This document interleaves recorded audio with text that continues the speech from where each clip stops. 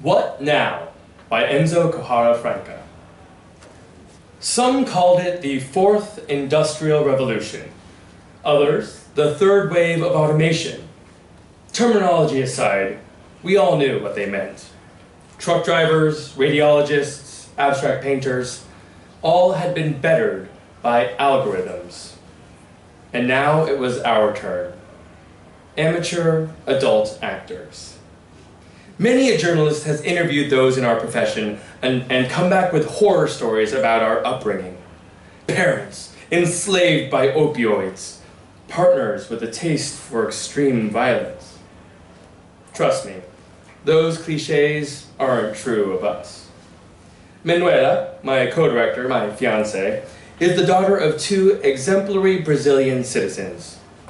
Her father is a retired civil engineer, her mother a soon-to-be retired dermatologist. They're both supporters of President Bolsonaro. As for me, I come from a family of idealistic artists. Dad spent the 90s making speeches in dimly lit Sao Paulo bars, claiming he'd soon bring down Hollywood and make cinema a true form of art. Mom thought of herself as a Japanese-Brazilian Nina Simone, a jazzy J-pop visionary. In her heyday, she was banned from 94 out of Sao Paulo's 98 karaoke bars for disorderly behavior.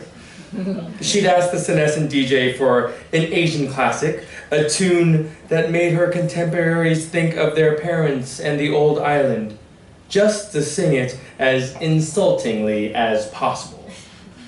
Mom lived to shock the Japanese-Brazilian community. It was while studying graphic design that Manu and I met. It was while learning about the psychology of everyday objects, as our hero, the cognitive engineer Don Norman, had phrased it, that Manuela Schwarzschild and I fell in love. Professor Norman had showed us that door handles, water taps, and push buttons all nudged our unconscious towards a certain kind of action. Design them wrong, and an airplane pilot will make a fatal decision. Great design saves lives.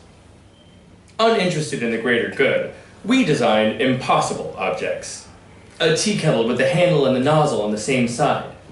Two bicycles sharing a front wheel, their handlebars facing each other.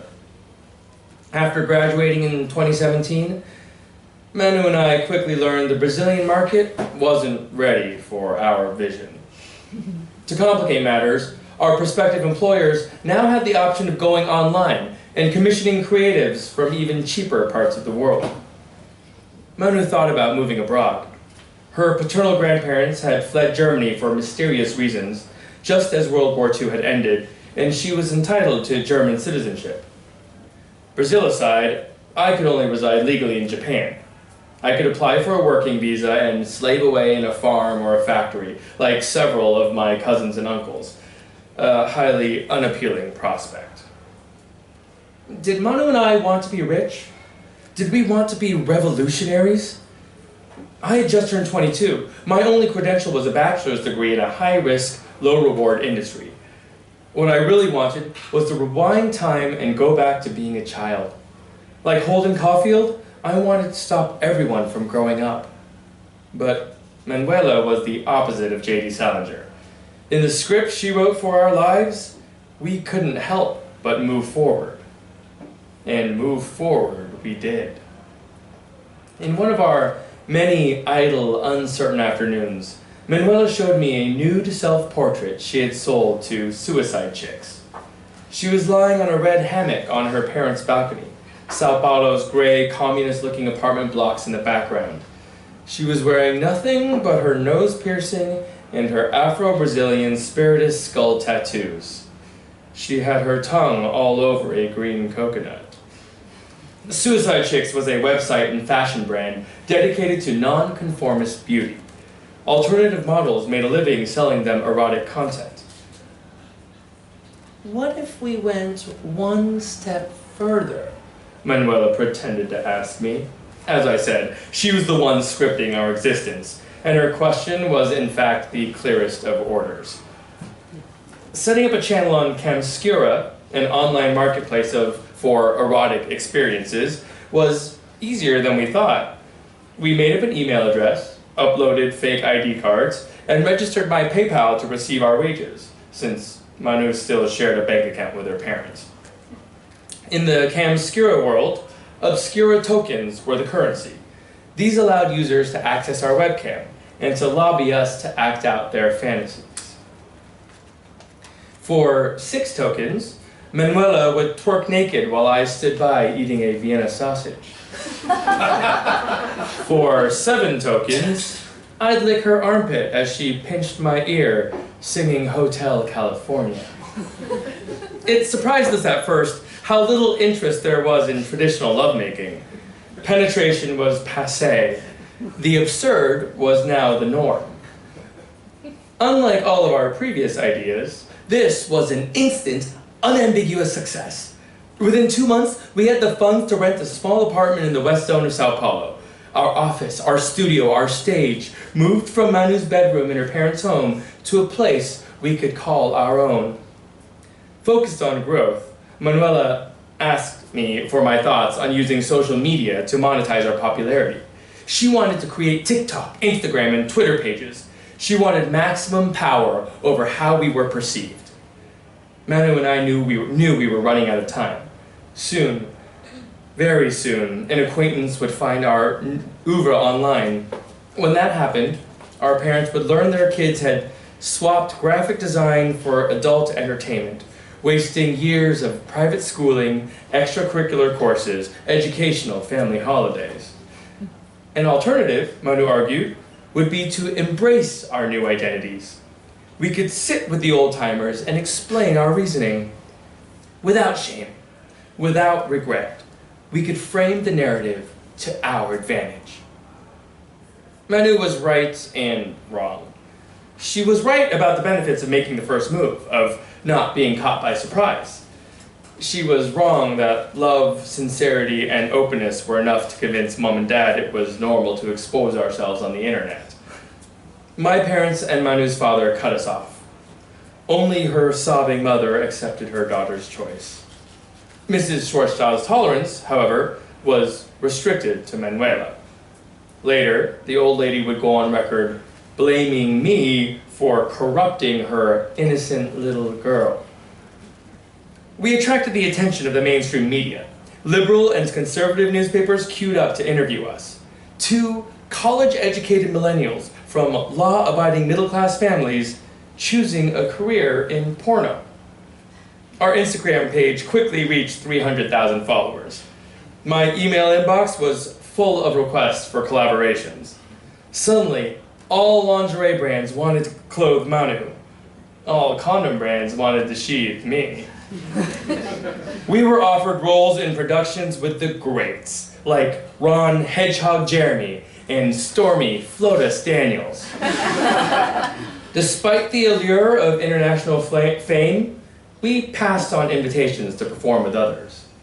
Sharing our sex life with strangers took something important away from our relationship. To make up for this absence, we agreed to only act together, no matter how tempting the offer. Sure, this deal was much harder on Manu than me. She was the one gringo producers were after. They wanted her as Mary Magdalene in the arms of 12 horny apostles, while the Messiah slept oblivious in the next room. They wanted her as Helen of Troy, turning that most epic of wars into the most epic of orgies. To wit, I wasn't just an extra in Manu's productions, even if sometimes I felt like an extra in her life. The Japanese in Brazil are a so-called model minority, well-educated, well-behaved, well-off. Watching a member of this harmless group rebel excited Brazilians in deep and unpredictable ways. Video footage of my mother's karaoke performances resurfaced.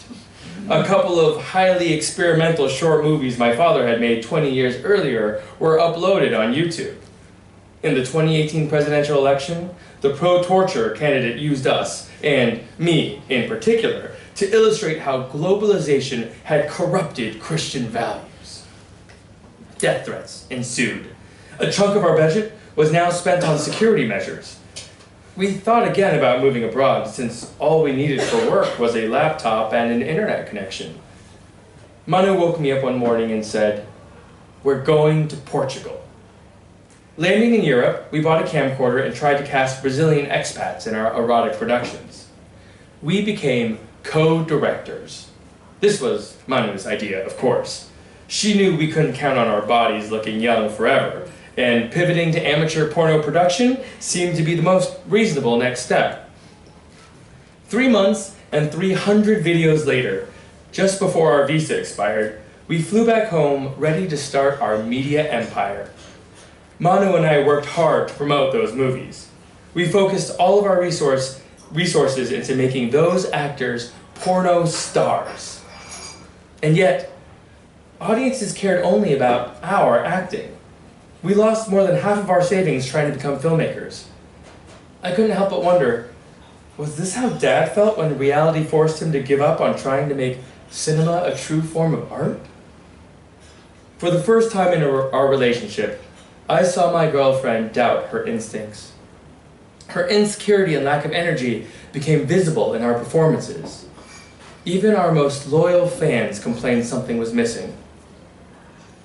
The final blow came when we were emailed footage of Manu as Marie Antoinette in bed with the royal cake maker, of me as Chairman Mao spreading STDs in communist China, of her as Margaret Thatcher in a menage a trois with Gorbachev and Ronnie Reagan, of me as musician Psy doing a Gangnam Style in downtown Seoul.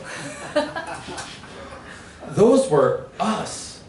Those were our faces, our bodies, our genitals. Our oeuvre had been fed to AI algorithms, and now anyone could create videos of Manu and me doing anything without paying us a centavo. For a while, competition boosted our energy. In the last 2 years, adult entertainment had become central to our identities. It had given meaning to our lives. We fought back. We bought masks and costumes. In bed, I was President Trump, she was President Bolsonaro. I was Japanese PM Shinzo Abe, she was a minke whale. Politicized porno made us again the center of attention. A German liberal newspaper offered Manu a column. Minor Brazilian parties asked for our endorsements. But soon after, our AI doppelgangers were all over the internet making love to past and current political figures. We were disheartened. Traffic on our Camscura channel was so low we couldn't pay our bills. Our rent was several months overdue. We both knew we couldn't move back in with our parents. Depressed, demoralized, we overate and overslept. In a rare moment of anger, I threw our camera equipment out the window, smashing and killing a couple of hapless pigeons making love on the pavement. Manu woke me up one morning holding a pair of berets and said it was about time we started the revolution. A brand new political party. A revolutionary movement. Transitioning from the adult industry to politics wasn't unheard of in Brazil. With a populist tyrant in power, with the leader of the opposition in jail for corruption, there was a vacuum in national politics. And who better than us to fill it? Manuela Schwarzschild saw herself as president of the new republic in 2022, and me standing there by her side to prove how far she had come, to witness how far she'd go.